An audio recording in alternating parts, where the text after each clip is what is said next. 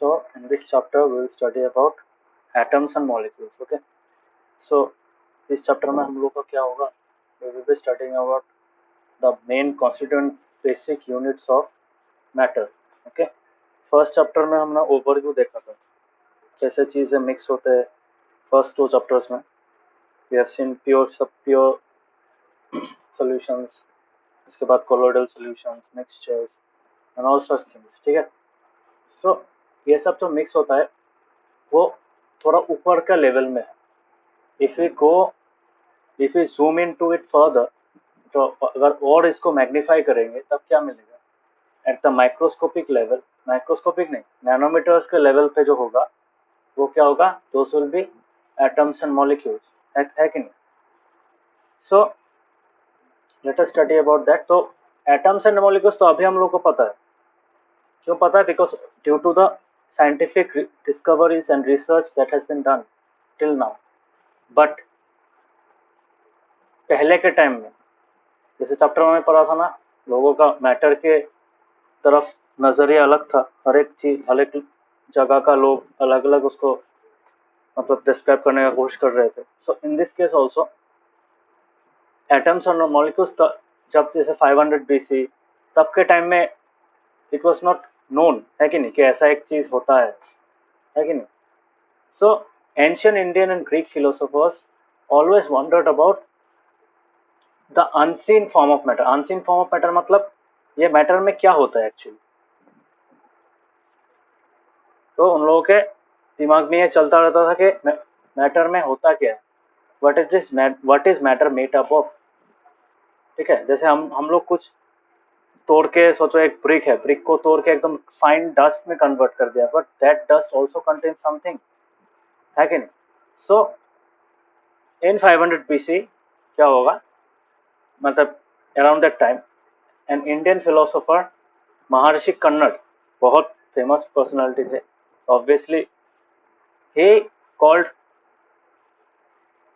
he said that matter क्या होता है? मैटर मतलब पदार्थ होता है कि नहीं. संस्कृत में या फिर हिंदी में क्या बोल होता है? पदार्थ बोल होता है.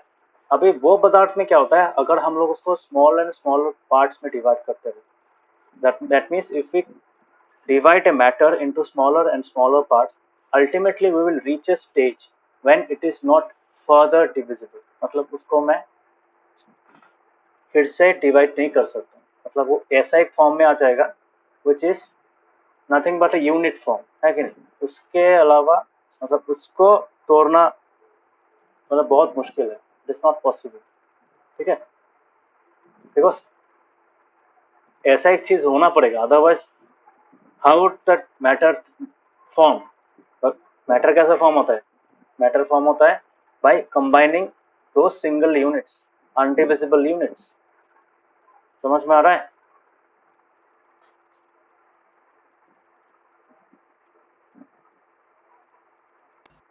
हाँ.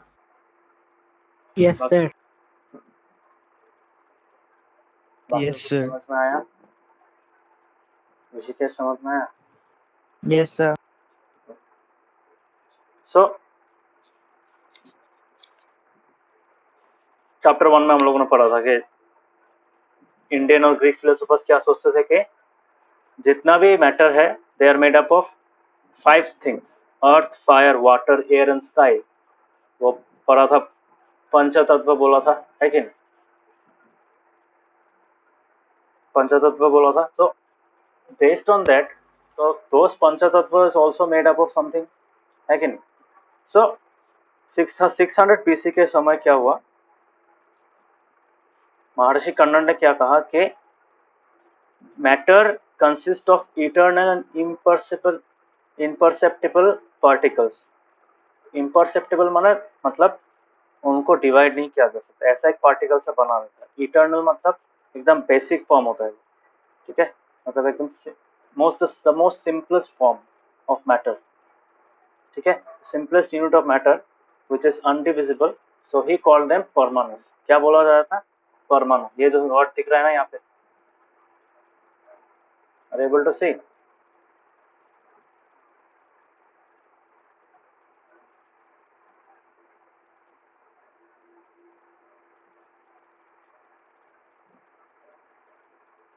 समझ में आ रहा है?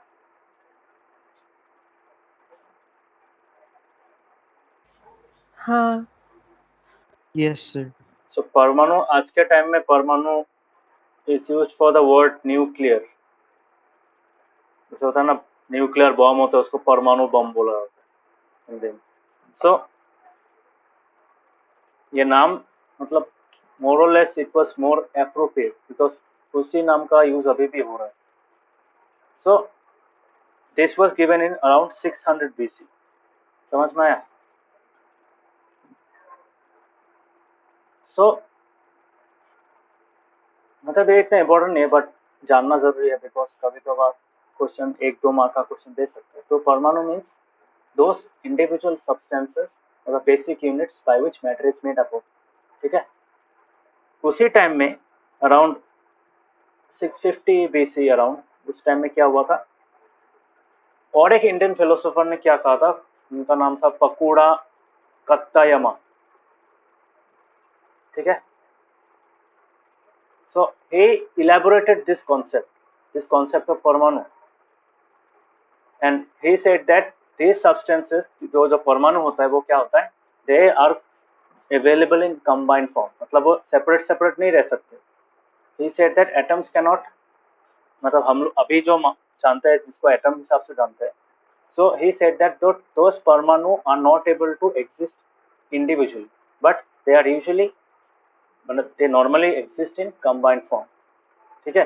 सो इस कॉम्बाइंड फॉर्म में एग्जिस्ट करने के कारण ही डिफरेंट फॉर्म्स ऑफ मैटर मिलता है, because the way in which the combine makes the matter different from another matter. समझ में आ रहा है?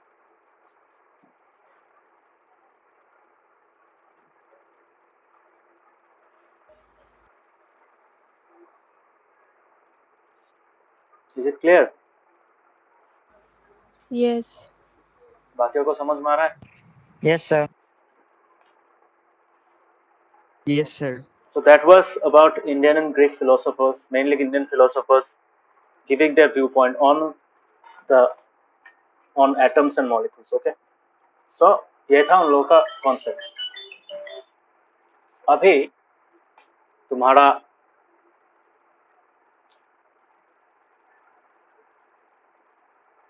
तुम्हारा जो मतलब क्या बोलता है तुम्हारा इंडियन से, अगर अभी इंडिया से अगर हम लोग थोड़े दूर में जाए, so if you consider Greek philosophers, so what will happen, there were two philosophers specifically, Democritus and Leucippus. ठीक है? so, उन दोनों ने क्या कहा था कि upon dividing matter we will come to a stage where the particles cannot be divided further, almost the same thing। Indian philosophers ने जो बोला था वही लोग, वो लोग भी सेम ही चीज बोल रहे थे, but they describe those things as atoms. Atoms word आया था कहां से? एटोमोस। ठीक है? atoms is coming from the word atomos. This atomos is a Greek word. Okay, so this Greek word atomos means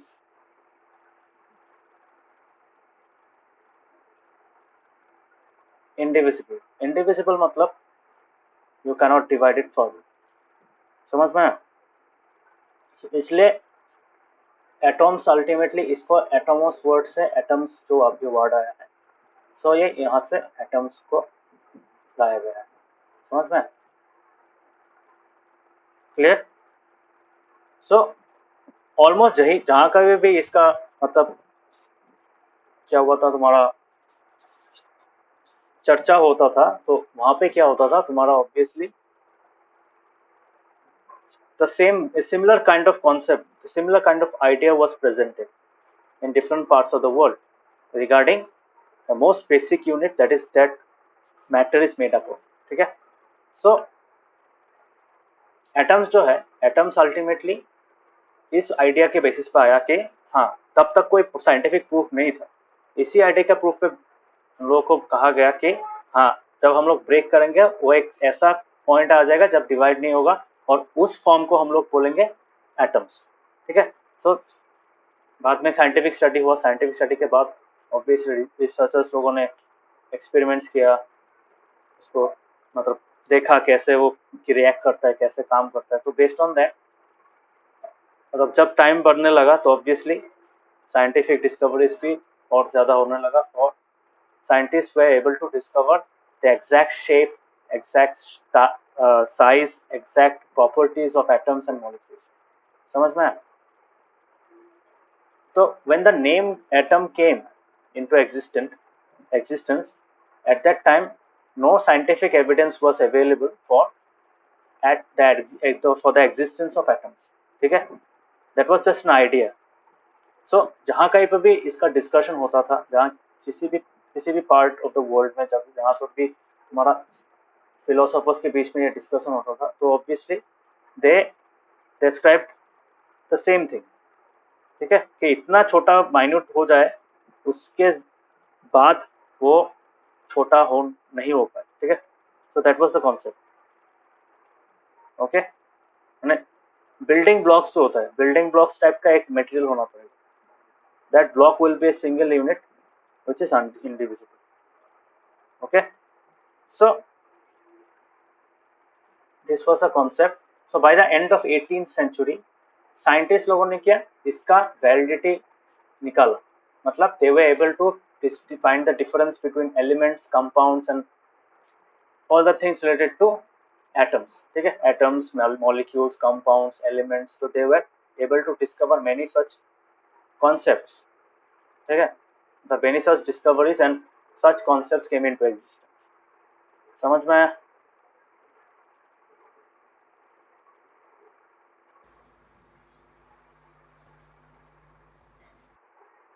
हाँ. समझ में आया? नवोदय, काव्यक, ऋषिकेश, समझ में आया? Yes, sir. Yes, sir. Yes, sir. So एक साइंटिस्ट थे, उनका नाम था एंटोइन एल लेवोइजियर. ठीक है, so he was a French scientist. So he discovered, he laid down the foundation of chemical sciences by establishing two important laws. एक था law of chemical combination और एक लॉ था तुम्हारा law of conservation of mass. Sorry, दो law था. Sorry, इसी law में होता है केमिकल कॉम्बिनेशन में दो लॉ होता है. एक होता है तुम्हारा law of conservation of mass and the second law is law of constant proportions. ठीक है, so we'll be studying both of them. They are very important laws. Okay, so the first law, talking about the first law that Lavoisier gave is law of conservation of mass. ठीक है, so इन लोगों को कहा जाता है law of chemical combinations.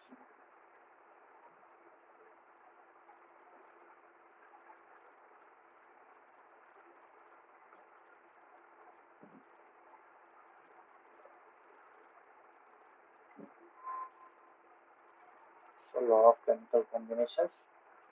This law of combinations are of two types. The first one is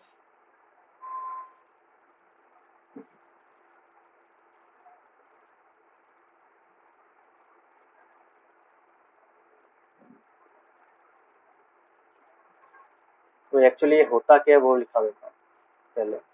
तो law of chemical combination होता क्या है? दिस डिटरमाइंस द लॉज होगा, the laws that govern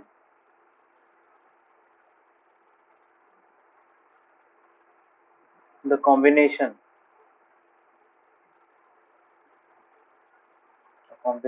of elements to form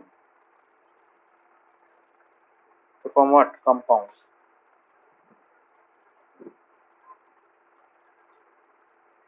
Are known as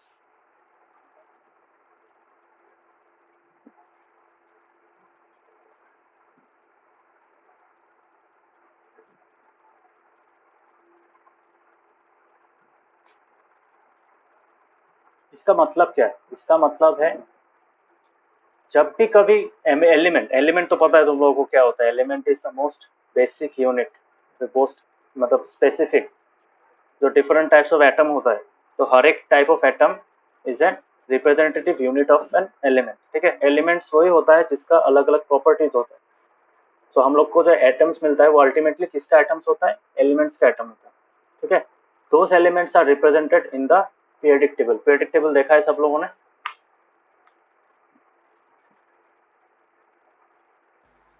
हाँ yes sir.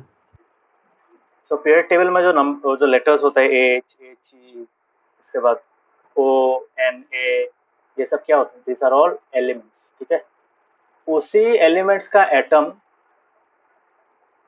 Reactions में part लेता है, समझ में आया? So each atom is of A specific kind and that kind is an element, okay. So elements जब combine करते हैं, एलिमेंट्स कंबाइन मतलब एलिमेंट्स का एटम्स जब कंबाइन करते हैं तो अल्टीमेटली क्या फॉर्म होता है? कंपाउंड फॉर्म होता है, मॉलिक्यूल्स फॉर्म होता है, मॉलिक्यूल्स के बेसिस पे कंपाउंड फॉर्म होता है। फिर those compounds are form based on two laws, ठीक है। ऐसे कंबाइन होने से नहीं होगा, दे हैव टू, मतलब they have to follow two rules. कोई भी टाइप ऑफ केमिकल रिएक्शन, कोई भी टाइप ऑफ रिएक्शन जहाँ पे कंपाउंड एक नया आइटम फॉर्म हो रहा है, नया एक मतलब प्रोडक्ट फॉर्म हो रहा है, तो वहाँ पे क्या होगा? This two laws have to be follow, okay. So number 1 law क्या है? पहला लॉ है तुम्हारा law of conservation of mass.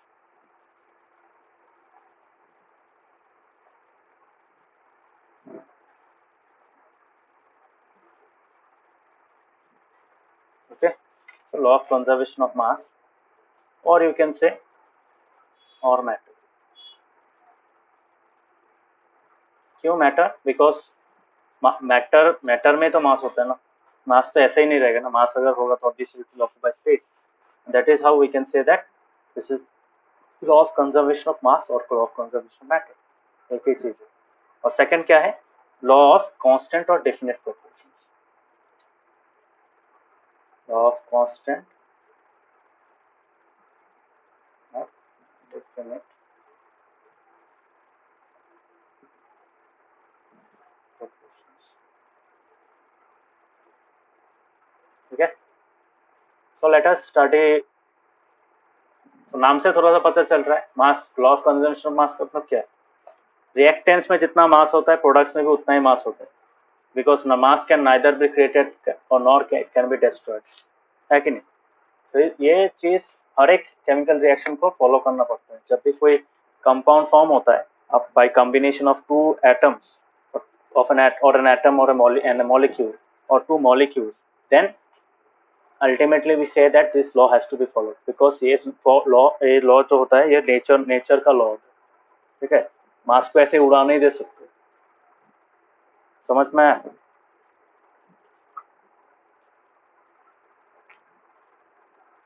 Is it clear?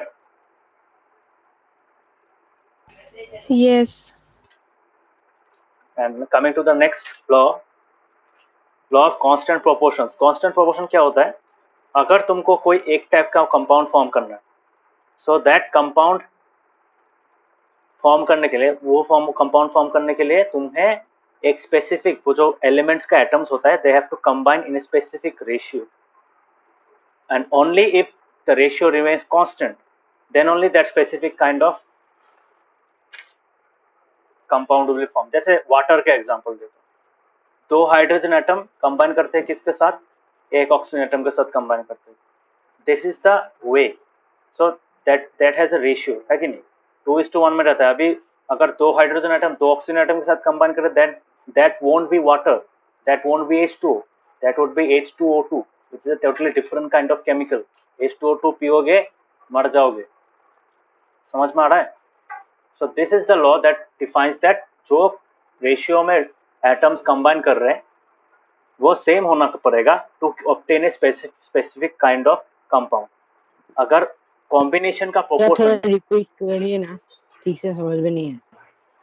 मैंने बोला अगर हाइड्रोजन एटम एक है, दो हाइड्रोजन एटम है, वो एक ऑक्सीजन एटम के साथ अगर कंबाइन करेगा, then only you will get what? Then only we will get H2O molecule, है कि नहीं? H2O मॉलिक्यूल मिलेगा। This is nothing but water, yes okay. Sir. ये तो समझ में आया। So there are two hydrogen atoms combining with one oxygen atom, ठीक है। अभी अगर मैं सेम चीज को यहाँ पे अगर 2 हाइड्रोजन एटम लिख दो and I am writing 2 oxygen atoms, okay, then what would happen? Then the thing that you will get is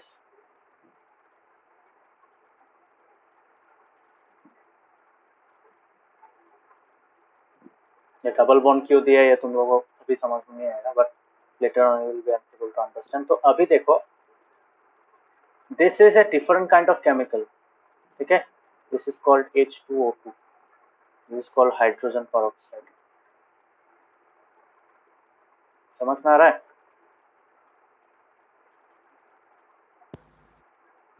So hydrogen peroxide is not water, okay, it's a different kind Yes, of sir. chemical. So यहाँ पे देखो hydrogen और oxygen का ratio कितना है, hydrogen is to oxygen is 2:2 है कि नहीं, और यहाँ पे कितना है, हाइड्रोजन इज टू ऑक्सीजन कितना है, 2:1. सो वाटर मिलने के लिए हाइड्रोजन और oxygen has to combine in this 2:1 form, ठीक है, ये प्रोपोर्शन मेंटेन करना पड़ेगा. ये प्रोपोर्शन अगर मेंटेन नहीं करोगे then you will get something else, then the compound that will be formed will be become something else, not water. Okay, to get that water this has to be maintained. समझ में आया? This is for nothing but the law of constant proportions. Understood? सबको समझ में आया?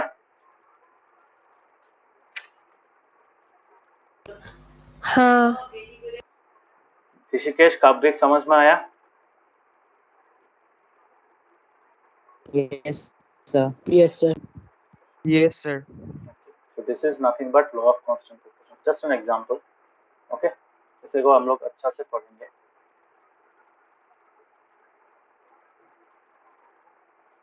Example, law of conservation of law of constant proportions. So let us study each of them in detail now. So let us first understand the law of conservation of mass. Okay. So law of conservation of mass क्या कहता है? According to this law,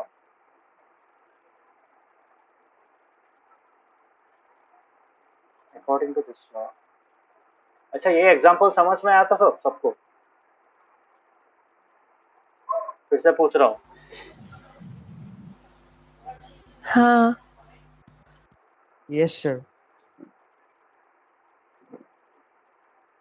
Rishikesh समझ Yes, में आया sir. था?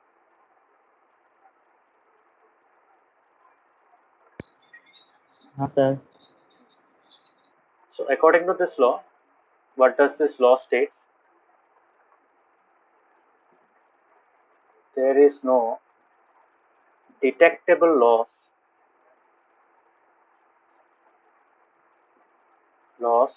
or gain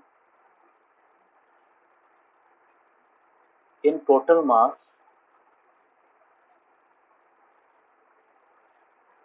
of substances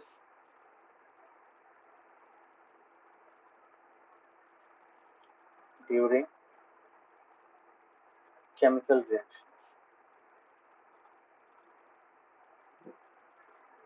इसका मतलब क्या है? इसका मतलब है जब भी कोई केमिकल रिएक्शन होता है, सो रिएक्शन में क्या होता है, there is reactants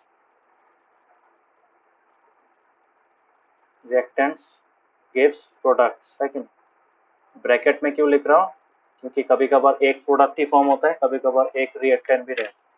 okay, so reactants give products. Okay, सो यहाँ पे सोचो इसका मास सोचो तुम्हारा 50 ग्राम से. So this will 50 gram obviously हो सकता है, एंड सो इसका भी मास 50 ग्राम से होगा. This will remain the same. Okay, हो सकता है कि यहाँ पे एक प्रोडक्ट, पहला प्रोडक्ट मिले तुमको 20 ग्राम का, बाकी प्रोडक्ट मिले 30 ग्राम का, ऐसा हो सकता है. The reactants also may be in different order, but the total mass of all the reactants involved, that would be equal to the mass of all the products formed. जितना अमाउंट ऑफ प्रोडक्ट फॉर्म हुआ उसका total करोगे, मतलब इस side में अगर तुम्हारा product 1 हो, उसके बाद 2 हो, उसके बाद 3 हो, so all those products will have, add करने के बाद 50 मिलेगा। समझ में आया? This is nothing but law of conservation of मास। ठीक है, सो इसको लिखेंगे कैसे?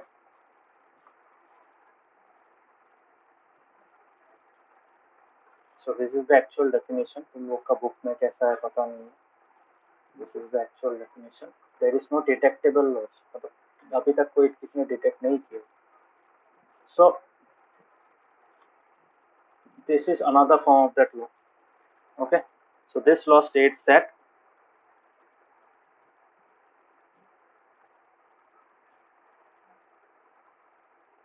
you can write or as well. So this is the law. समझ में आया? So this is another form of the law.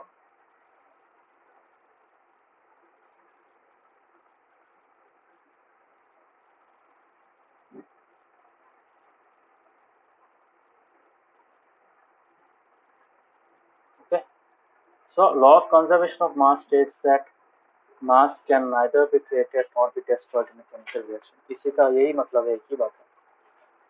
So this is the law of conservation of mass. तो यहाँ पे एक्चुअली क्या होता है, एक एग्जांपल लिखा होगा। Example, suppose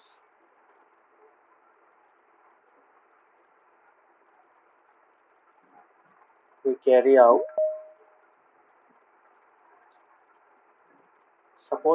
out a chemical reaction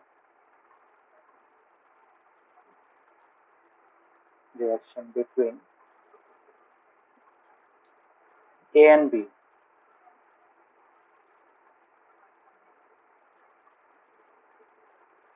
If the products formed are C and D, then what we can say? Then we can write this equation as A plus B gives C plus D. बोल सकता हूँ? समझ में आया? So if A grams of A and B grams of B react to produce C grams of C and D grams of D, then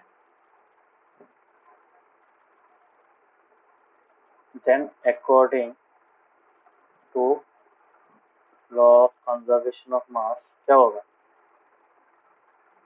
शाश्वती क्या होगा?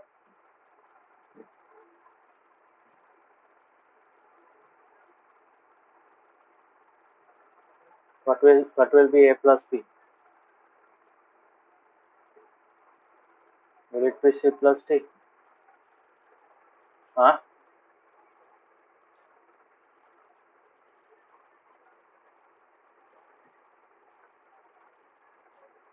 होगा कि नहीं बोलो? अगर A का मास A ग्राम से है और B का मास B ग्राम से है, तो और C का मास C ग्राम से और D का मास D ग्राम से, तो obviously the sum total of A plus B will be the sum total of C and D, है कि नहीं? समझ में आया?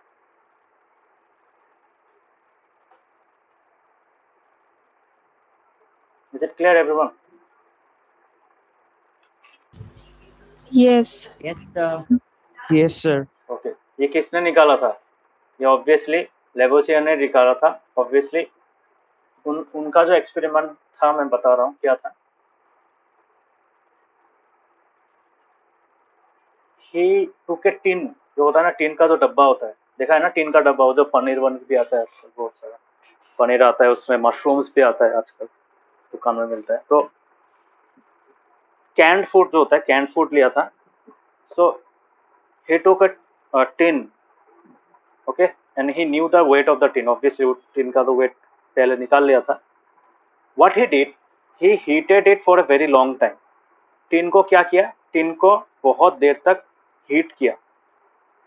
ओके, सो इतना हीट किया कि वो टिन ऑक्सीडाइज हो गया। समझ में? ऑक्सीडाइज क्यों हुआ? क्योंकि बस एटमॉस्फेरिक ऑक्सीजन रहता था वहां पे। ऑक्सीडाइज होने के बाद किया, सो ऑक्सीडाइज होने के बाद क्या किया, he allowed the tin to cool down. Okay, cooling करने के बाद क्या हुआ? कूलिंग करने के बाद फिर से वेट किया। फिर से वेट करने के बाद क्या मिला? ऊपर में टिन के ऊपर में, टिन खाली था ऑब्वियसली, टिन के ऊपर में अलग एक कोटिंग फॉर्म हो गया था, पाउडर कोटिंग फॉर्म हो गया। That was nothing but tin oxide. So that tin oxide contained the same mass, मतलब जितना मास उसके बाद फिर से वे किया ठंडा होने के बाद, जब उसमें ऊपर में पाउडर का लेयर आ गया वहां पे, and he found it to be exactly the same size as the initial weight. So what does it indicate? Tin oxide form हुआ है, बट टिन ऑक्साइड फॉर्म होने के बाद भी वेट सेम रह गया। So how did it happen? This happened because in that chemical reaction, जहाँ पे जिस केमिकल रिएक्शन में टिन ऑक्सीडाइज हुआ था, that did not change the mass. Okay, the mass of the reactants remained equal to the mass of the products form. New substances जो form हुआ वो same रह गया। ठीक है, सो जो नया सब्सटेंस फॉर्म हुआ वहां एक्चुअली क्या होना चाहिए था? अगर अलग होता तो घट जाना चाहिए था ना, नहीं घटा, सेम रह गया। समझ में? So that is how he discovered that the mass remains the same in a chemical reaction. Mass of reactants remains the same as the mass of products. तो उन लोग का फॉर्म चेंज होता है, सब्सटेंस चेंज हो जाता है, एक नया टाइप का सब्सटेंस फॉर्म होता है due to combination of atoms of elements in the reactants. तो ए का कुछ एटम बी में आ गया, बी का कुछ एटम ए में आ गया, and similar kind of changes take place, and ultimately products में भी उसी टाइप का कॉम्बिनेशन मिलेगा तुमको, but the mass will remain the same. Okay, the mass of all the reactants, all the products will be equal to the initial mass of reactants. समझ में आया? So this is the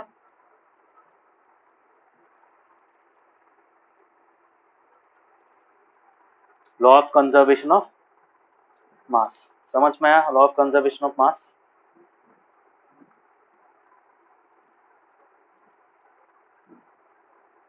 Is it understood?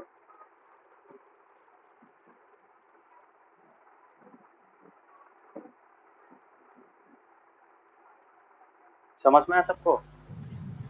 हाँ, Yes, sir. Okay, सो तुम लोग के book में एक Yes, activity sir. दिया हुआ है। देखो एक्टिविटी में क्या कहा गया है कि X and Y there are two sets of chemicals, so you are asked to take one of them. So if you take suppose copper sulphate and sodium carbonate, ठीक है, copper sulphate is a salt, sodium carbonate is also a salt. यहाँ पे difference क्या है? If you combine both of them, one is a basic salt and one is an acidic salt, तो obviously neutralisation reaction होगा। सो यहाँ पे बोला है ऐसा एक सॉल्यूशन एक्स को ऊपर में, मतलब सॉल्यूशन एक्स को एक टेस्ट ट्यूब में रखने के लिए बोला है, एंड सॉल्यूशन वाई को एक मतलब बीकर में डालने के लिए बोला, और बीकर के अंदर तुम्हारा they are asked to put the solution X on inside a test tube which is immerse inside the chemical Y. ठीक है, तो अभी केमिकल वाई सोचो हम लोगों ने पहला वाला लिया, सो क्या कॉपर सल्फेट 1.25 ग्राम का लिया, सोडियम कार्बोनेट लिया 1.43 ग्राम का। It is weight. Okay, weigh करने के बाद क्या हुआ?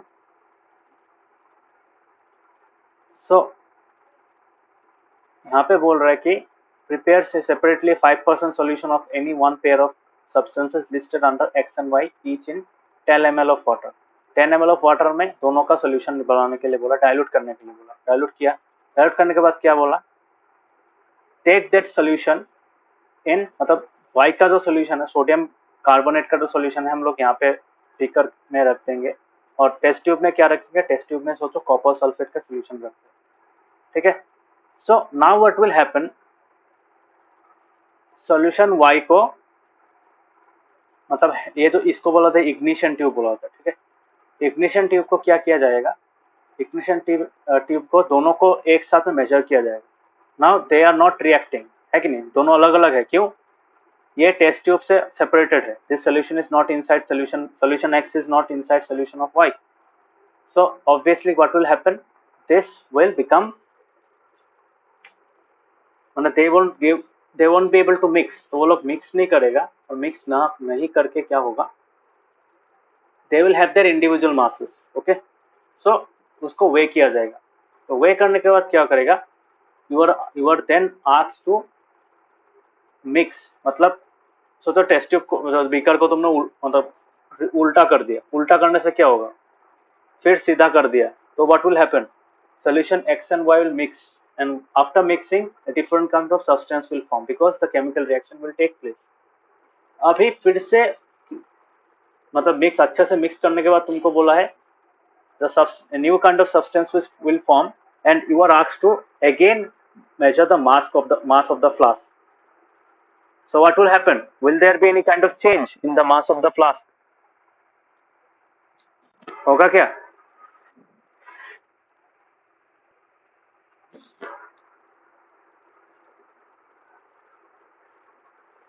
मास चेंज होगा? नहीं। बाकियों को क्या लगता है? इन दोनों को मिक्स ना करके जो मास होता है, मिक्स करके वही मास होगा क्या, या अलग होगा? क्या लगता है, सेम होगा क्या अलग होगा?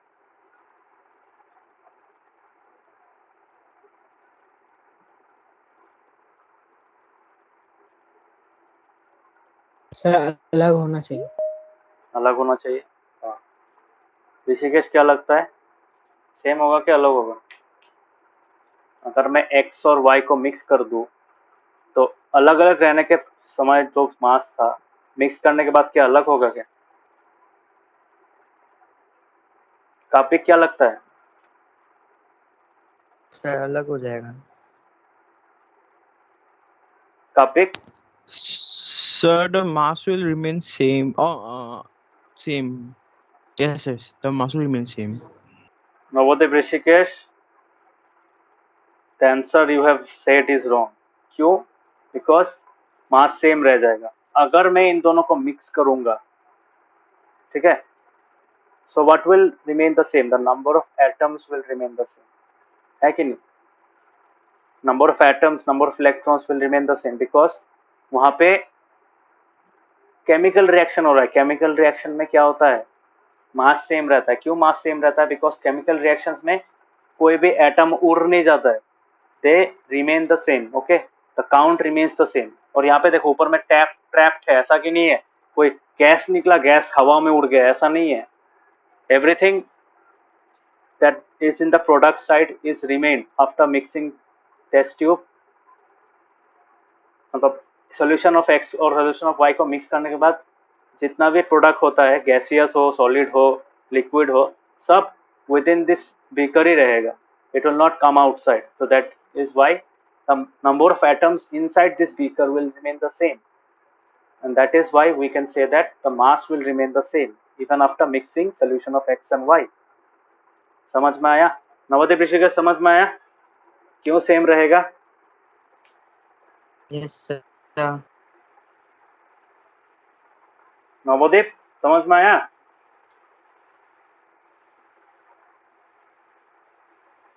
हाँ सर। तो अलग नहीं होगा, सेम रहेगा। Why? Because of law of conservation of mass. Okay, हाँ, अगर तुम्हारा ऊपर में जो ये जो कॉर्क है, अगर ये ना होता देन अलग होने का चांसेस होता। क्यों? Because some of the products में बी गैसियस है, वो गैसियस प्रोडक्ट उड़ जाता हवा में, that is a separate case. but since they are trapped inside the beaker itself, so that is why the mass of the reactants will be same as mass of the products। mass of the products मतलब जो ultimately x और y mix करने के बाद मिला। so that was law of conservation of mass। now coming to law of constant proportions, ठीक है। law of constant proportion और एक जो मैंने ऑलरेडी समझा है तुम लोगों को, law of constant proportion क्या बोलता है कि to get a certain kind of compound, the proportion in which the elements and the molecules combine will have to remain the same। समझ में आ रहा है? तो नेचुरली जो वाटर फॉर्म होता है उसके लिए ये रेशियो सेम होना पड़ेगा, 2:1 ही होना पड़ेगा। यहाँ पे जाओ, ऑस्ट्रेलिया में जाओ, नॉर्थ पोल में जाओ, कहीं पे भी जाओ, वाटर नेचुरली फॉर्म होने के लिए, या फिर तुम अगर केमिकली भी फॉर्म कर रहे हो, जैसे डिस्टिल वाटर फैक्ट्री में बनाया जाता है using chemical reactions. So in that case also, to form water, oxygen and hydrogen has to be combined in 2:1 ratio. Hydrogen and oxygen. Okay, so hydrogen into oxygen will always remain 2:1 in order to produce water. समझ में? तो molecular जो composition है वो same रहना पड़ेगा, otherwise molecule अलग हो जाएगा, और मॉलिक्यूल अगर अलग हो गया तो तुम्हारा सब्सटेंस ही अलग हो जाएगा. So that was nothing but the law of constant proportions. Let us study that. So number 2 is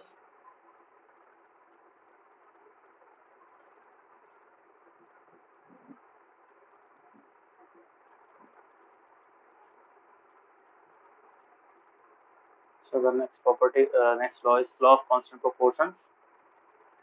So इसको मैं कैसे लिख सकता हूँ? यहाँ पे इसका एक डेफिनेशन है according to this law.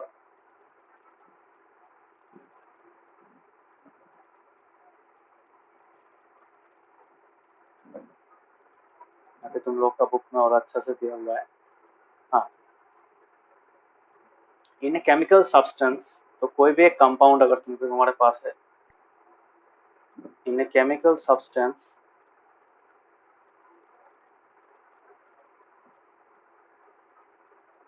Elements are present. ठीक है, एलिमेंट्स मतलब ऑब्वियसली उनका एटम्स. बस एलिमेंट्स तो जस्ट टाइप होता है ना, उस टाइप का रिप्रेजेंटेशन होता है क्या? एटम्स. तो इन chemical substance elements are present in definite proportion और फिर specific proportion. Elements are always present in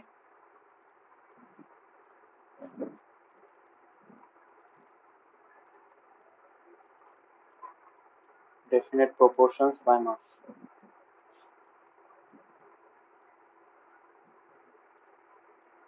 Okay, by mass और by weight भी बोल सकते हैं, एक ही बात है. So definite proportions by mass. Okay, is it clear?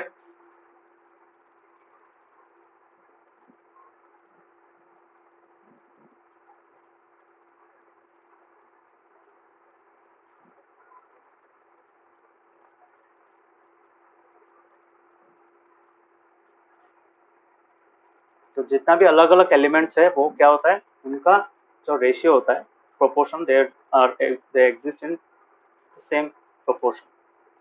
ठीक है, डेफिनेट मतलब सेम, मतलब फिक्स बोल सकते हो. ठीक है, समझ में आया? तो ये तो ऑलरेडी मैंने समझाया है तुम लोगों को, वाटर वाला एग्जांपल दिया है. सो किसी भी सोर्स से अगर वाटर मिले, you will get a total of तुम्हारा हाइड्रोजन और ऑक्सीजन का एटॉमिक जो रेशियो है वो सेम रहेगा. एटॉमिक रेशियो अगर सेम है तो उन लोग का मास का जो रेशियो, बिकॉज एक एटम का, एक हाइड्रोजन एटम का मास जो होता है वो फिक्स रहता है. सिमिलरली एक ऑक्सीजन एटम का मास भी फिक्स रहता है. क्यों? Because they are representations of elements. ठीक है, सो हर एक एलिमेंट का अपना मास होता है, अपना तुम्हारा साइज होता है, and everything, number of electrons, ये सब फिक्स्ड होता है एक एलिमेंट. सो उसी एलिमेंट का जो कहीं पे भी कोई एटम देखो तुम, that will have the same weight, same mass, everything. ठीक है, तो वाटर में जो H2O है, उस H2O में जो हाइड्रोजन का एटम है, that is exactly same as the hydrogen atom found in other kind of compounds, such as for example sulfuric acid में H2SO4, या फिर हाइड्रोक्लोरिक एसिड में HCl में. HCl में भी तुमको जो हाइड्रोजन एटम मिलेगा, that atom will have the same exact mass, same exact weight, as it will have the same exact size, same number of electrons as that in water. समझ में आया?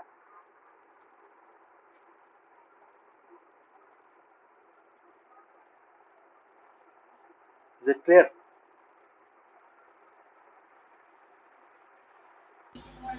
Yes. Rishikesh, काव्यिक, नवोदीप, समझ में आया? हाँ सर. मतलब इसका मतलब क्या है? इसका मतलब है तुम्हारा H2O में जो हम लोगों के पास, अगर यहाँ से हम लोग एक हाइड्रोजन एटम निकालते हैं और H2SO4 से अगर सल्फ्यूरिक एसिड, ऑब्वियसली तो यहाँ से अगर एक हाइड्रोजन एटम निकालते हैं तो these two are exactly same.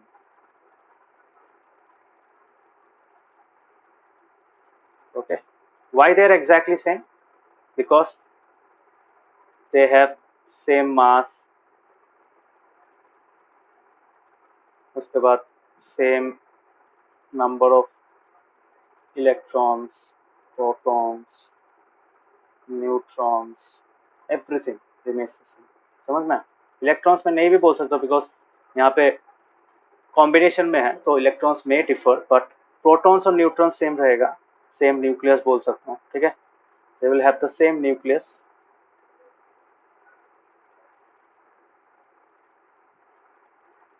Same size and everything. Okay, so these hydrogen atoms will be the same. इसलिए तो हाइड्रोजन एटम होता है ना. अगर ये और ये इनका अगर ये मास, न्यूक्लियर साइज, तुम्हारा ओवरऑल साइज जो होता है, ये अगर सेम नहीं हुआ तो क्या होगा? They will be different, they will not be same. तो this is why they are called constant, मतलब इंस्टेंसेस ऑफ एलिमेंट्स. ठीक है, हाइड्रोजन का कॉपी बोल सकते हो, एक कॉपी, ये दो कॉपी. ठीक है, कॉपी होता है ना, copy type representation of the element. तो एलिमेंट का जो भी प्रॉपर्टीज होगा उसके एटम्स में भी सेम प्रॉपर्टीज होगा. ओके, सो इसीलिए हम लोग बोल सकते हैं कि दे हैव टू कंबाइन. तो H2O में जो मास होगा, हाइड्रोजन और ऑक्सीजन को मिला के जो मास होगा, that has to remain the same. Hydrogen का इंडिविजुअल मास भी इंटैक्ट रहना पड़ेगा, ऑक्सीजन का इंडिविजुअल मास भी इंटैक्ट रहना पड़ेगा, and using that the total mass has to remain the same. ठीक है, only this is only possible if they combine in that specific ratio, that is 2:1. समझ में आ रहा है? क्योंकि अगर वो रेशियो चेंज कर देते हैं तो रेशियो चेंज करने से क्या होगा? मास भी चेंज होगा and you will get something else, you will gate a molecule which is different from H2. Okay,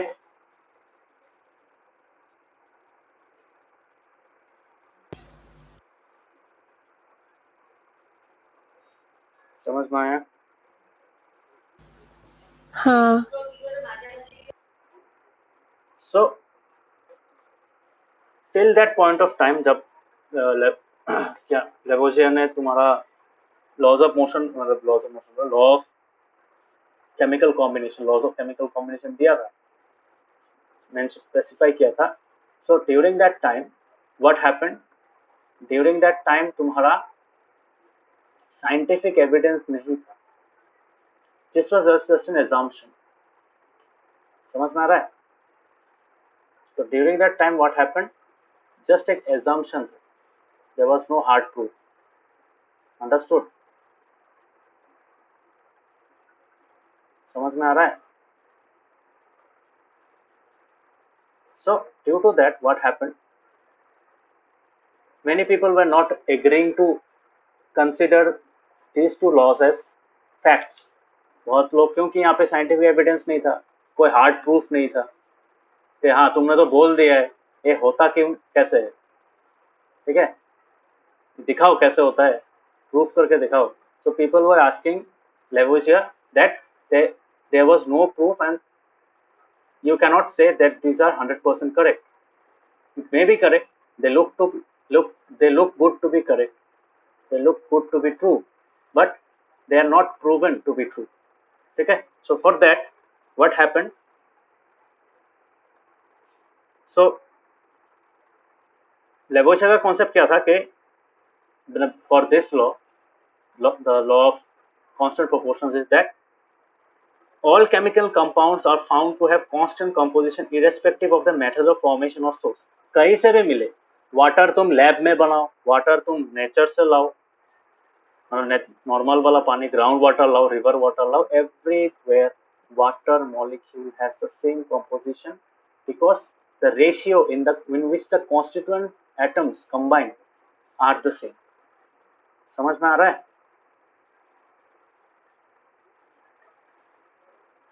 यहाँ का पानी, हम लोग का गुवाहाटी का पानी और नॉर्थ पोल का पानी अलग होगा क्या?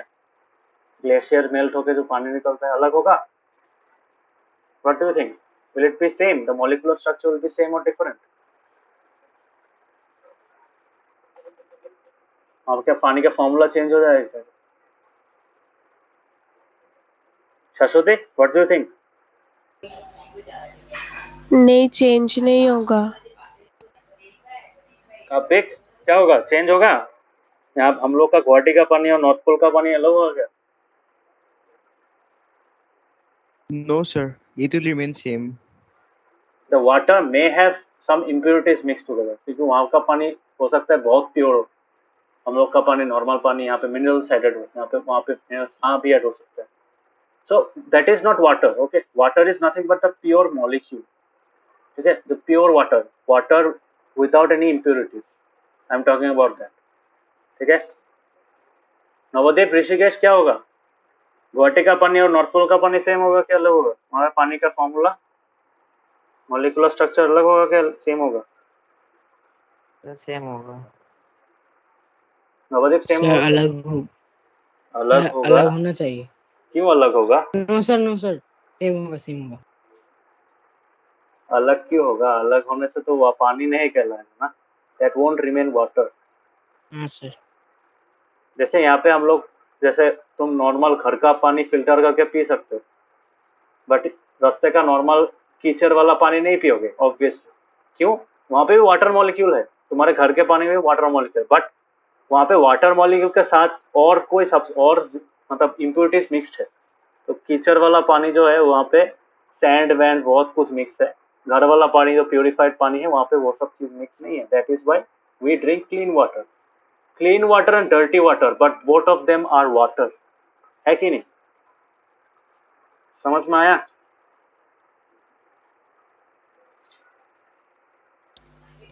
हाँ, So that is why we can say that compound, all chemical compounds. तो ये लाइन में लिख सकता हूँ यहाँ पे. So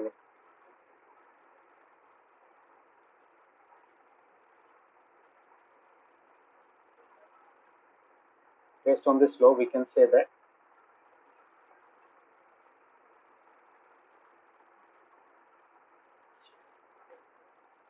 all chemical compounds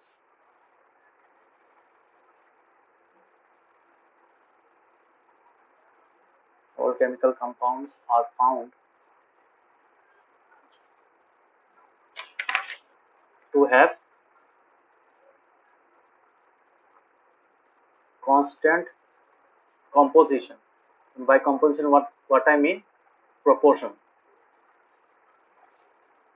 Composition irrespective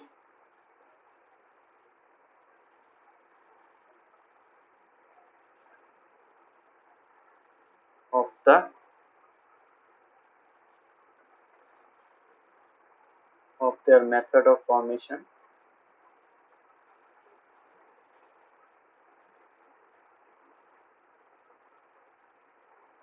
और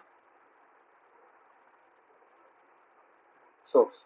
ठीक है, जहाँ कहीं से भी तुम ऑब्टेन करो या फिर जैसे भी बनाओ, उस केमिकल कंपाउंड का कंपोजिशन सेम रहेगा. कंपोजिशन मतलब एटॉमिक कंपोजिशन. ठीक है, okay, clear everyone?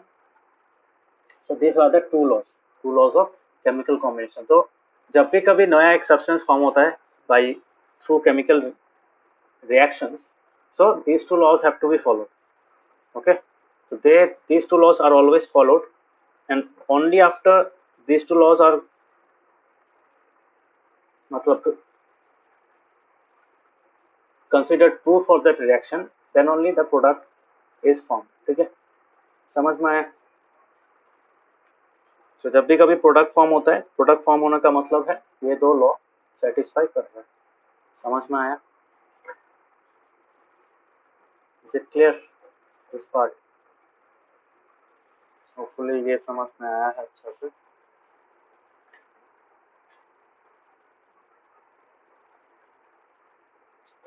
Is it clear? बाकी सबको पूछ रहा हूँ,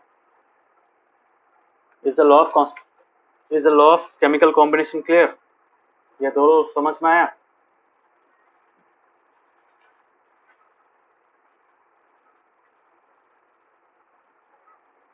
एवरीवन, क्या हुआ? चुपचाप, डाउट है? नहीं। No, Sir. sir. Navdeep, Rishikesh, doubt है? No, sir.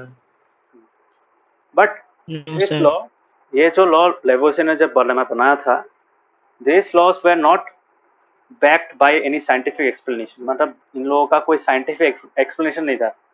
लेवोसियर ने जस्ट एक थ्योरी एक प्रपोज किया था, ठीक है। So based on that theory ही devise two laws, but people are asking that यहाँ पे प्रूफ क्या है, साइंटिफिकली तुम इसको कैसे प्रूफ करोगे, है कि नहीं। सो इस this two laws were actually proven by, मतलब टू सॉल्व दिस प्रॉब्लम, ये जो प्रॉब्लम था ये इनका प्रूफ नहीं था, तो लोग इसको मान नहीं रहे थे, तो इसको सॉल्व किसने किया, a British school teacher. So he was called John Dalton, ठीक है।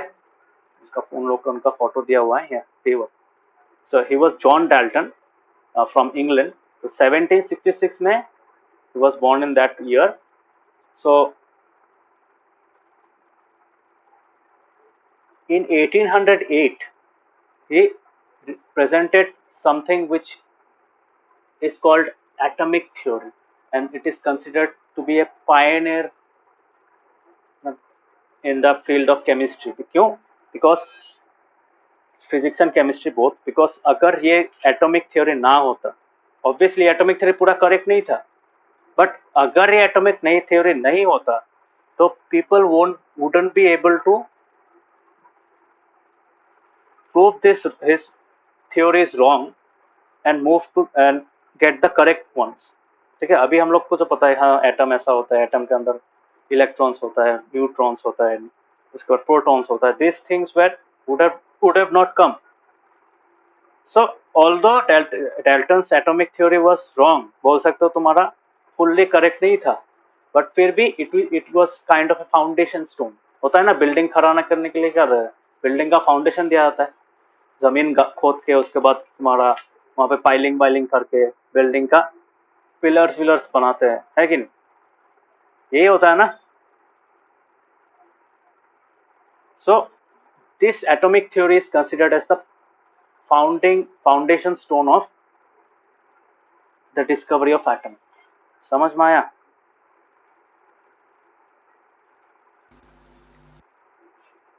Yes, sir.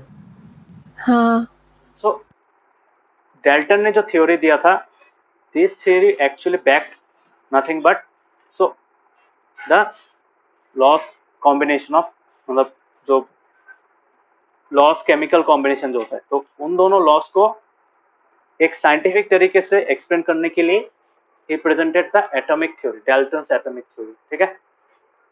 सो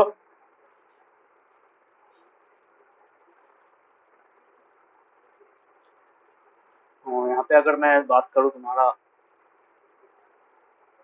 सो जो एटोमोस नाम आया था, तो एटोमोस नाम को डेल्टन ने क्या किया था, एटम्स बोल के, एटम्स लिख के he used to he devised something called Dalton's atomic theory, and this atomic theory was an actual explanation of the two laws, ठीक है। ये जो law of conservation of mass है और लॉ ऑफ डेफिनेट प्रोपोर्शंस है, these were the these were actually backed, हम लोग ने बोलता है ना, एक सपोर्ट कर रहे हैं, तो कौन सपोर्ट कर रहा था, Dalton's atomic theory. So Dalton's atomic theory can be said as an explanation for the law of combination, मतलब लॉ ऑफ केमिकल कॉम्बिनेशन। समझ में आ रहा है? सो यहाँ पे मैं लिख सकता हूँ Dalton's atomic theory.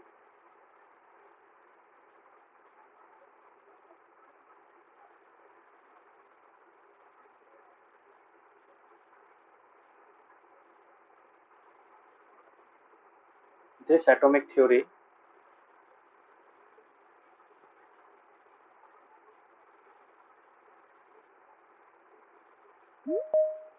so this atomic theory gave the scientific explanation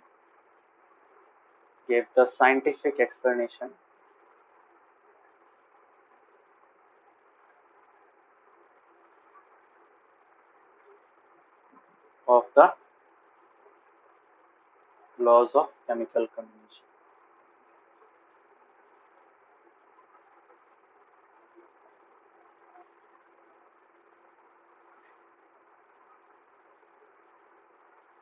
समझ में आया? So this theory provided a satisfactory theoretical explanation of the laws. ठीक है, साइंटिफिक एंड थियोरेटिकल बोल सकते हैं.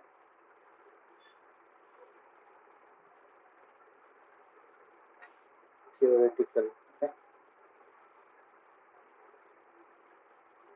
So this atomic theory gave the scientific and theoretical explanation of the laws of chemical combination. Okay.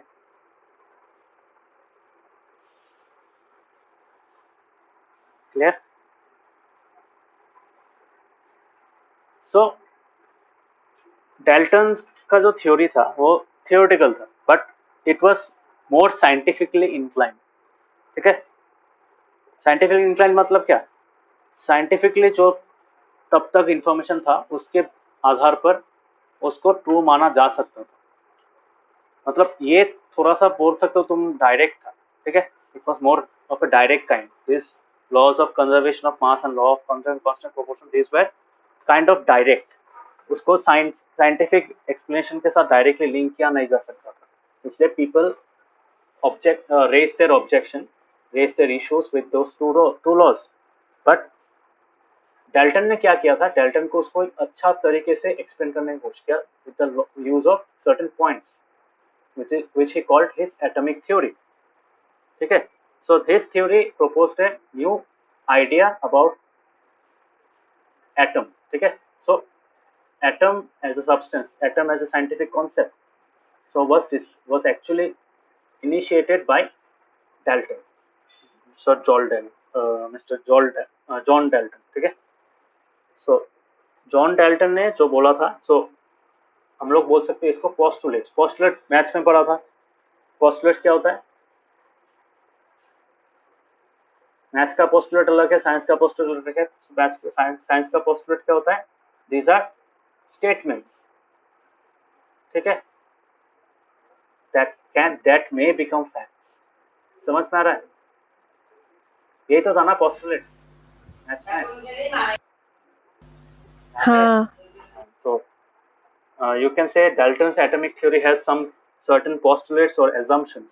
ठीक है, assumption भी बोल सकते हैं. मतलब अगर तुम कुछ बोल रहे हो, अगर वो ट्रू है या नहीं पता नहीं है, तो it may be an assumption, है कि नहीं? सो इसलिए हम लोग बोल सकते हैं,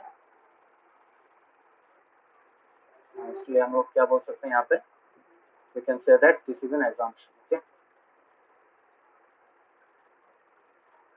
so assumptions of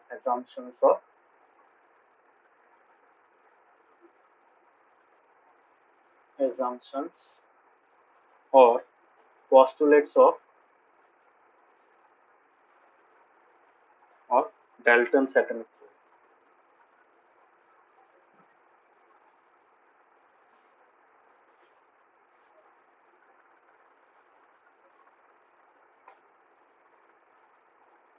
So coming to the assumptions and postulates of Dalton's atomic theory, these are the main assumptions. Okay, number one, उन्होंने क्या बोला था कि all matter is made up of very small particles called atoms which cannot be divided further. उनका ये पहला वाला concept. ठीक है, यहाँ पे देख लो, दे दिया हुआ तुम लोग का. All matter are made up of very tiny particles called atoms which participate in chemical reactions. ठीक है, समझ में आ रहा है? So let us copy this thing because एक ही चीज है, मुझे काम में कुछ फायदा नहीं. So एक एक करके कॉपी करता हूँ ताकि एक एक करके समझा दे. ठीक है, so this is the first assumption.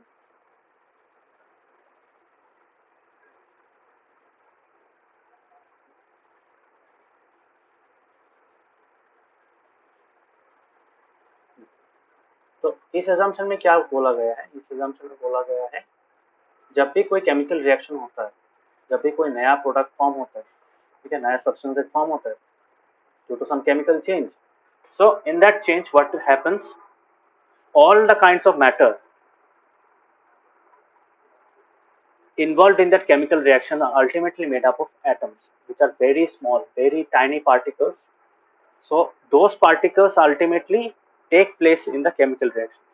So it is those atoms, those tiny particles which actually combine or get separated from one substance to the other, ठीक है, in order to form the new substance. समझ में आया? Is this point clear?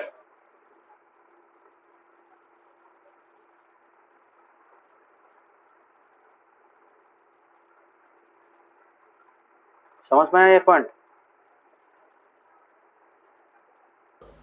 हाँ Yes, sir. साथियों को? Yes, sir. Okay. So the second point was atoms are indivisible particles. What does that mean? Atoms are indivisible particles which cannot be created nor destroyed in a chemical reaction. ये same ही चीज बोला है यहाँ पे, जो बोला है actually this is nothing but this is similar to what? This is similar to the law of conservation of mass, है कि नहीं? उसी की तरह लग रहा है कि नहीं? मतलब जब भी कोई केमिकल रिएक्शन होता है, जब भी कोई नया सब्सटेंस फॉर्म हो रहा है, तो जो एटम्स होता है जो एक्चुअली केमिकल रिएक्शन में टेक प्लेस कर रहे हैं, तो वो क्या होता है, वो ब्रेक नहीं होते, ठीक है? They can combine with other atoms, those atoms can combine with other atoms और different kinds of the same types, but they cannot be destroyed. ऐसा नहीं कि एक एटम गायब हो गया, दैट कैनॉट हैपन. ओके, झट से कोई एटम गायब हो गया ऐसा नहीं होता. एटम्स रिमेन इंटैक्ट, ठीक है? मे बी देयर फॉर्म में change, may be the molecule in which they are existing that might change, but the atom will remain the same. समझ में? एटम का जो इंटरनल स्ट्रक्चर होता है वो सेम होता है. इलेक्ट्रॉन्स एक्सचेंज होगा बट जो न्यूक्लियस होता है वो इंटैक्ट रहता है. And the nucleus makes up most of the mass of the atom, and that we could say that atoms remain intact in a chemical reaction. मतलब they are neither destroyed neither created. ऐसा नहीं कि कोई नया एक atom आ गया कहीं से. जो रिएक्टेंस में जितना एटम्स था उतना total number of atoms same रहेगा. अंडरस्टूड?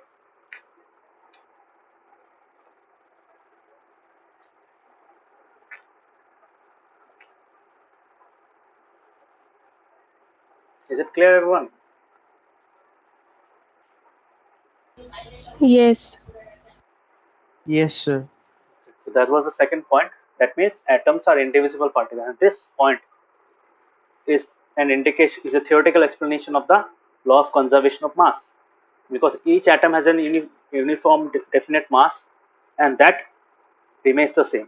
ठीक है? वो कहीं से नया मास आता भी नहीं है और कहीं से वो पुराना वाला मास से कोई मास चला भी नहीं जाता है और गायब नहीं हो जाता. ठीक है? That is nothing but the third postulate. Okay, or second postulate. Now coming to the third postulate. Third postulate क्या बोलता है? Third postulate says that atoms of a given element are identical in mass and chemical properties. ठीक है? Atoms of a given element are what? Are identical in mass, identical in mass and chemical properties. ठीक है? इसका मतलब क्या है? इसका मतलब है हर एक एलिमेंट का एटम, जैसे हाइड्रोजन का मैंने एक एटम लिया, एक एटम ना सो 3-4 एटम लिया, तो हर एक एटम का मास आइडेंटिकल होगा, मतलब इक्वल होगा, और उनका प्रॉपर्टीज होगा केमिकल प्रॉपर्टीज, मतलब कैसे वो लोग दूसरे एटम के साथ कंबाइन करेंगे, किससे इलेक्ट्रॉन लेंगे, किसको इलेक्ट्रॉन देंगे, दैट रिमेन्स द सेम. ठीक है? That makes them unique, that makes them representatives of that element, है कि नहीं? Hydrogen atoms are representative of the hydrogen element, बोल सकते हैं. सो हर एक हाइड्रोजन एटम का मास सेम होगा, केमिकल प्रॉपर्टीज सेम होगा. समझ में आ रहा है? मतलब they will behave the same in a chemical reaction. Okay,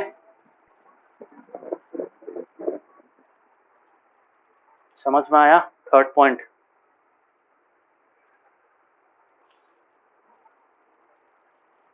is the third point clear?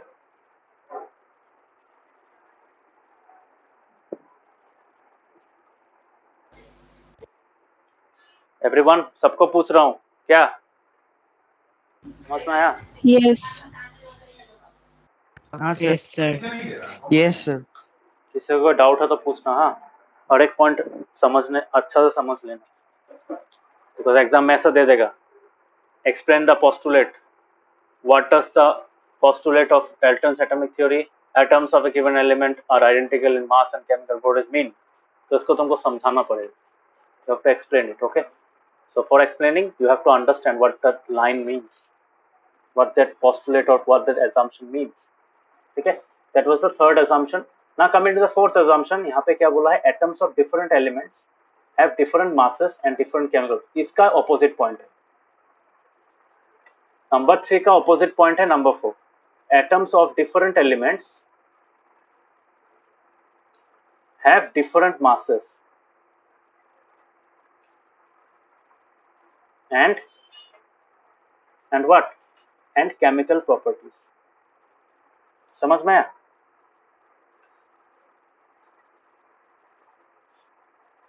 इसका मतलब अगर सेम एलिमेंट का मल्टीपल एटम्स हो तो हर एक एटम का मास सेम होगा, केमिकल प्रॉपर्टी सेम होगा. बट अगर एटम अगर अलग अलग, दो एटम अगर लो, if you take any two atoms of two different elements, सोचो एक हाइड्रोजन का लिया, एक ऑक्सीजन का लिया, सो या फिर एक हाइड्रोजन का लिया, एक तुम्हारा नाइट्रोजन का लिया, तो या फिर एक ऑक्सीजन का लिया, या फिर नाइट्रोजन का लिया, तो in all those cases each of those atoms will have different mass. क्यों डिफरेंट मास होगा? Because they are of different elements, है कि नहीं? Each of those atoms are of different elements. जैसे एक हो गया नाइट्रोजन का, एक हो गया ऑक्सीजन का, सो नाइट्रोजन और ऑक्सीजन का एटम का मास अलग अलग होता है. So since they are atoms of different elements they will have different masses और उनका केमिकल प्रॉपर्टीज भी अलग होगा. ठीक है, सिमिलरिटी हो सकता है बट केमिकली तुम्हारा एग्जैक्ट नहीं होगा, पूरा डिट्टो सेम नहीं होगा. समझ में आया? आइडेंटिकल नहीं होगा. Is it clear? जैसे नाइट्रोजन का हो सकता है तुम्हारा इलेक्ट्रॉन ज्यादा हो, प्रोटॉन ज्यादा हो, इन that case they will be different, है कि नहीं? प्रोटॉन इलेक्ट्रॉन ज्यादा होने से या फिर इलेक्ट्रॉन कम होने से it can affect the chemical reaction. समझ में आया? नंबर 4 पॉइंट समझ में आया सबको? सबको पूछ रहा हूँ. हाँ. So that is the meaning of the fourth point. Okay, मतलब थर्ड पॉइंट का ऑपोजिट है. थर्ड पॉइंट का जो मीनिंग है, इसका ही ऑपोजिट लाइन है ये वाला. सेम एलिमेंट का हो तो सेम रहेगा, डिफरेंट एलिमेंट्स का हो तो डिफरेंट रहेगा. क्या डिफरेंट रहेगा? मास और chemical properties. Now coming to number 5, atoms combine in ratio of small whole numbers to form compounds. ये बाद में रॉन्ग प्रूफ हुआ था, obviously this is not correct entirely. सो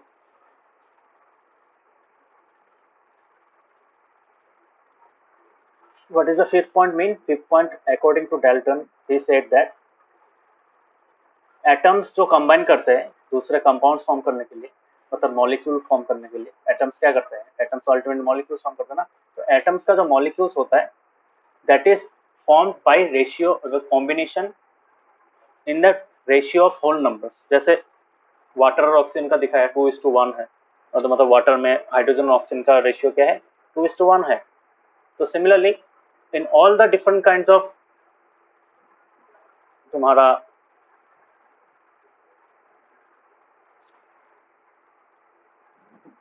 ये एक्चुअली रॉन्ग नहीं हुआ, ये करेक्ट ही था. बिकॉज रेशियो क्यों सेम रहता है? देखो, रेशियो कभी 0.5 नहीं हो सकता, बिकॉज आधा एटम कभी कंबाइन नहीं कर सकता है कि नहीं? आधा एटम कभी कंबाइन कर सकता है? नहीं कर सकता.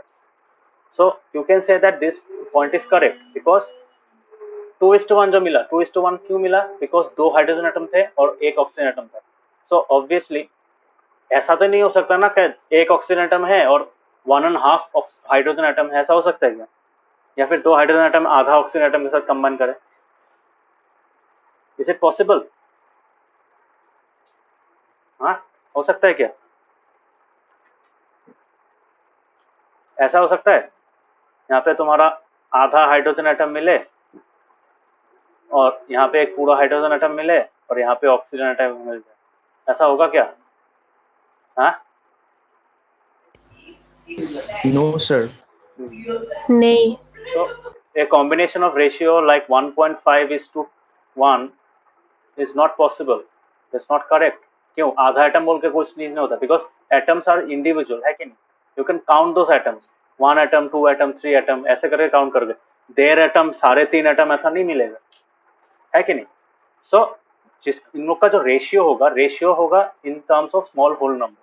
दैट मीन्स रेशियो का जो न्यूमरेटर होता है ना, रेशियो को मैं कैसे 2:1 को मैं 2/1 लिख सकता हूँ। सो न्यूमरेटर और डिनोमिनेटर क्या रहेगा? They will be whole numbers. Okay, neither negative numbers nor मतलब तुम्हारा वो नहीं हो सकता है, जीरो भी नहीं हो सकता है, ठीक है? So minimum number of atoms should be 1, ठीक है? सो डिनोमिनेटर न्यूमरेटर क्या होगा तुम्हारा? होल नंबर्स रहेगा, समझ में? So in that way different atoms या फिर same type of atoms can combine together to form molecules of compounds. Understood?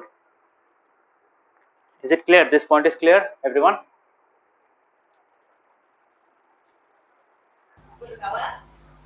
Yes. Navodaya Rishikesh, समझ में आया? हाँ सर। कोई डाउट है? सर कबिक डाउट है? Any doubts?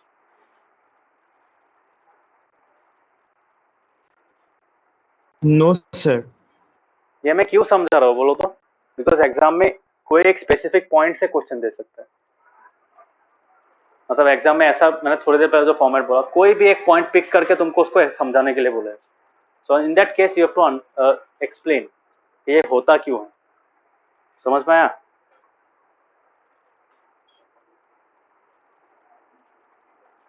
So this was the fifth postulate of Dalton's atomic theory, and the sixth postulate, जो 6 number postulate है वो क्या है? That is the relative number and kinds of atoms or constant in a given compound. मतलब इसी चीज का एक कॉम्बिनेशन है। मतलब ये लास्ट जो चीज है ना, ये लास्ट जो postulates ultimately is for the law of constant proportion. इसको समझाने के लिए डेल्टन ने ये लास्ट दो पॉइंट लिखा है, ठीक है? तो यहाँ पे जो बोला है कि कंपाउंड अगर होता है, कंपाउंड में जो रिलेटिव नंबर होता है एटम्स का और टाइप ऑफ एटम्स होता है। जैसे रिलेटिव नंबर मतलब क्या? जैसे वाटर में 2 हाइड्रोजन एटम के लिए 1 ऑक्सीजन एटम है, ठीक है? H2SO4 में क्या है?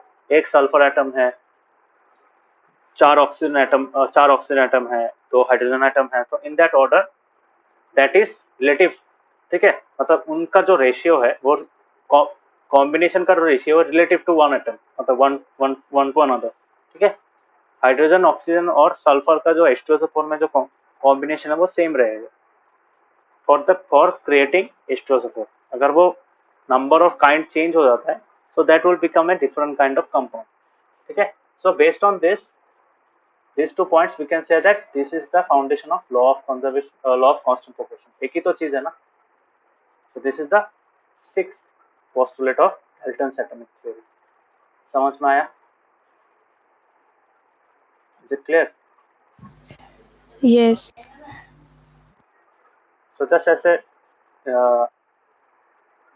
थोड़ा सा लिख देता हूँ। तो ऑब्वियसली आज मैं नया टॉपिक नहीं स्टार्ट करूंगा, ये नाटक ही रहने दो।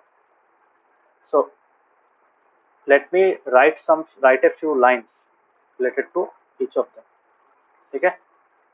तो समझाने के लिए इसका मतलब क्या है? इसका मतलब, पहला बात का मतलब क्या है?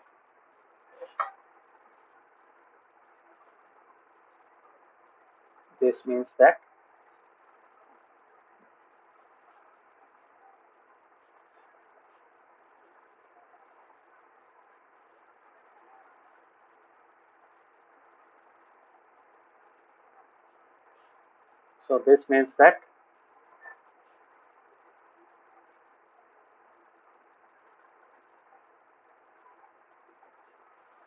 it is the tiny particles called atoms that actually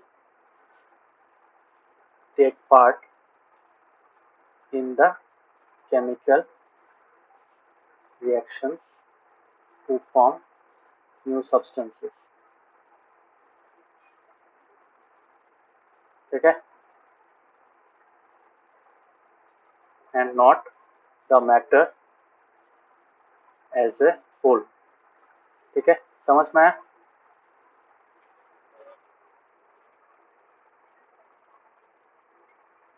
is it clear? Explanation समझ में आया? हाँ। तो यही एक्सप्लेनेशन है, इसलिए मैं एक्सप्लेनेशन लिखा दे रहा हूँ बिकॉज एग्जाम में आ सकता है, इसलिए बोल रहा हूँ। So just to be safe. Now coming to this part, तो हम लोग क्या लिखेंगे यहाँ पे? Atoms are indivisible particles. This means that atoms are the most basic units of matter, and they cannot be divided further.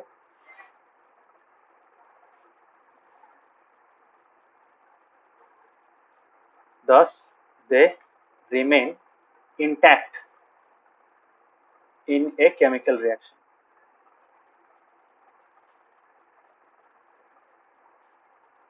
It is just they are able to combine with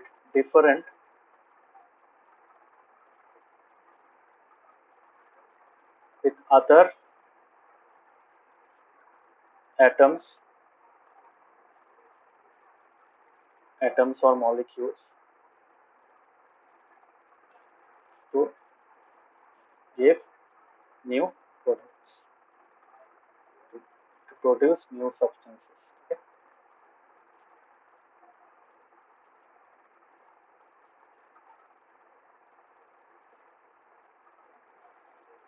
They are also not able to, they are also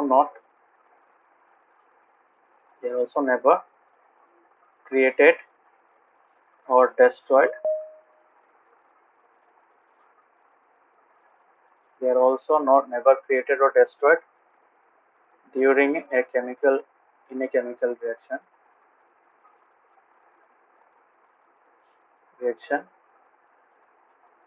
Thus the total mass of total number of atoms remains the same, which indicates that the law of conservation of mass is valid. समझ में आया? Is it clear?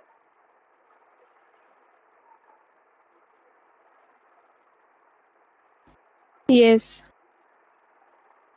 बाकियों Yes, को sir. समझ में आया?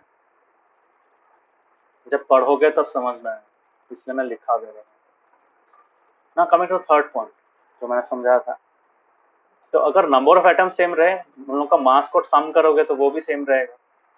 वो तो साइड्स में, प्रोडक्ट साइड में और रिएक्टेंट साइड में सेम रहेगा।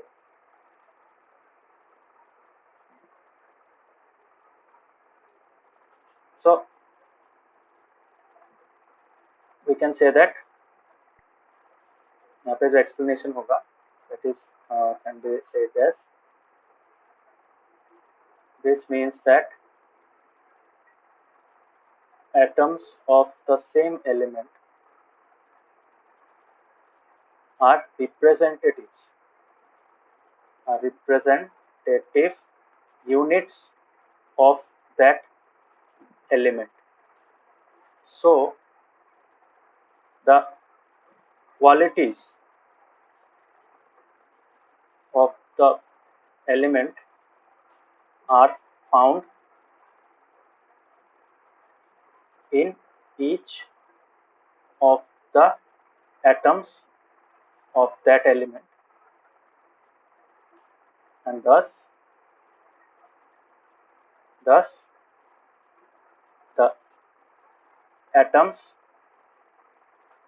of the same element are identical in terms of their mass, chemical properties,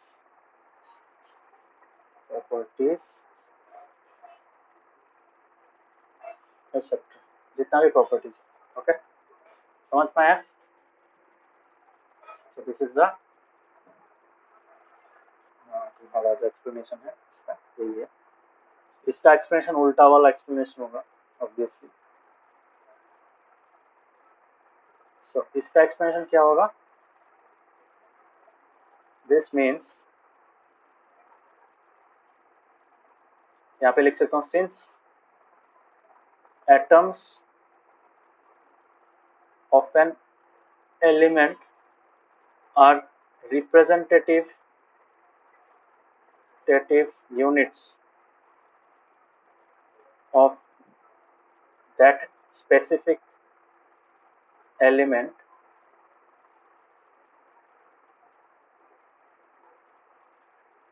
therefore atoms of different elements are different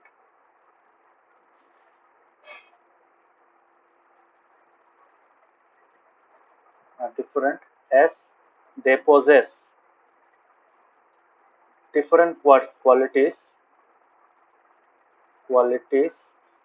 of their respective elements.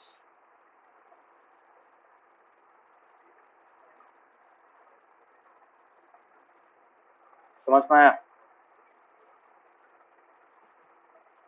The qualities, हाँ इतना तक काफी है, समझ में आया? सो एलिमेंट का जो क्वालिटी होगा वो अलग होगा, ठीक है, तो इसलिए that is by they are different, उनका मास अलग होगा, सब अलग होगा. Okay, is it clear?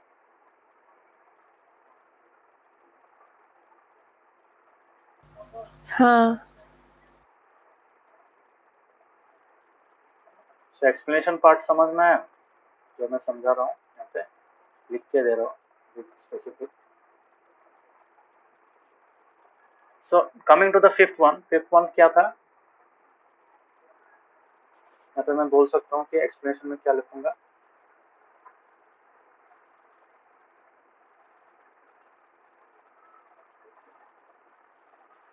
यहाँ पे मैं क्या लिख सकता हूँ, यहाँ पे मैं लिख सकता हूँ ड्यूरिंग केमिकल रिएक्शन,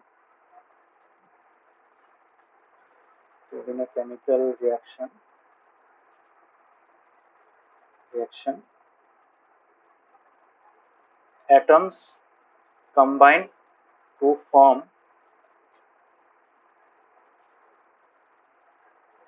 या फिर atoms of same, of different or same elements combine in whole numbers.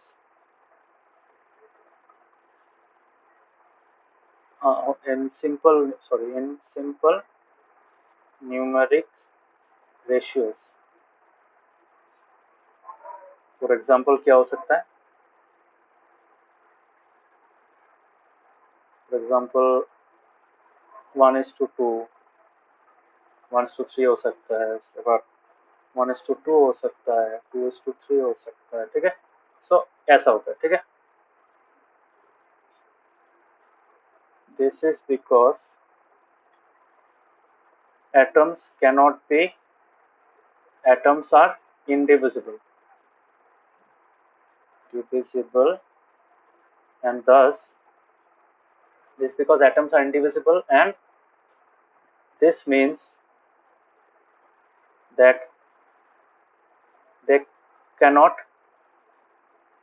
combine in parts. So combination ratios cannot be like 1.5:3, 1.2 is to 2.5 etc. समझ में आया? हाँ Yes, sir. Yes, sir. इसका meaning अभी जो fifth point है, six point है, इसका मीनिंग क्या है? Let us understand this. So यहाँ पे मैं लिखूंगा कि एक्सप्लेनेशन पार्ट. एक्सप्लेनेशन में क्या लिखूंगा? यहाँ पे देखो, लास्ट पॉइंट जो था, लास्ट पॉइंट में बोला है कि the relative number and kinds of atoms are constant in a given compound. So यहाँ पे मैं बोल सकता हूँ कि to form a specific kind of compound, its molecular formula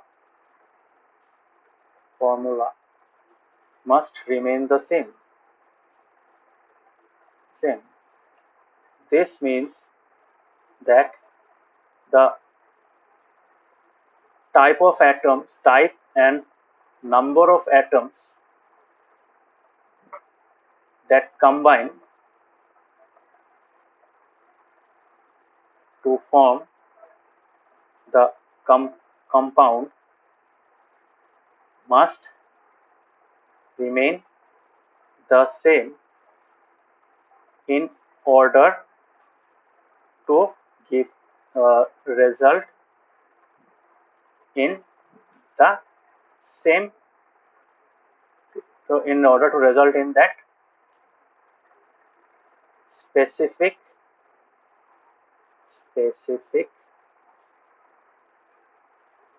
compound. If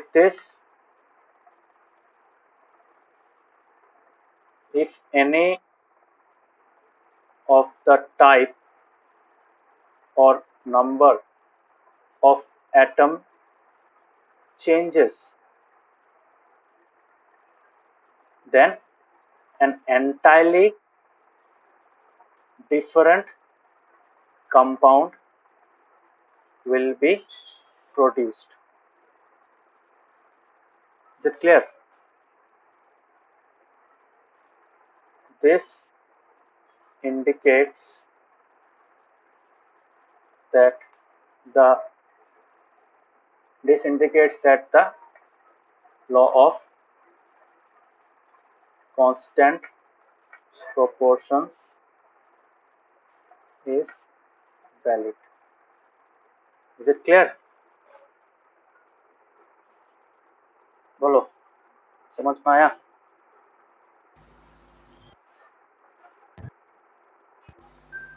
Yes, sir. yes Yes, sir. तो molecular formula same होने के लिए क्या होगा? टाइप ऑफ एटम में कौन सा एलिमेंट का एटम है और कितना एटम कंबाइन कर रहा है, so that has to remain the same. अगर वो उसमें से कोई टाइप चेंज हो गया, फिर नंबर चेंज हो गया, if both of them change या फिर any one of the thing changes, it will result in a totally different kind of molecule. And molecule अगर चेंज होगा, कंपाउंड भी चेंज हो जाएगा, that matter will be changed. ठीक है? So understood Dalton's atomic theory. एकदम अच्छा से एक्सप्लेनेशन के साथ दे दिया है, ये पढ़ना. ठीक है, एग्जाम में आ सकता है, इसलिए मैंने एक्सप्लेनेशन लिखा दिया है. You have to write this part. इसका मतलब क्या है? ओके, सो हम लोगों ने देखा कि यहाँ से जो law of conservation of mass है वो वैलिड निकला. उसके बाद लास्ट वाला जो पॉइंट है वहां से लॉ ऑफ कांस्टेंट प्रोपोर्शंस भी वैलिड निकला. सो Dalton's atomic theory was more of a scientific kind of explanation for this two laws of chemical combination. Understood? समझ में आया? हाँ ओके, तो thank you, bye bye, good night. Next class में next part पढ़ाएंगे. ठीक है, बाय गुड नाइट.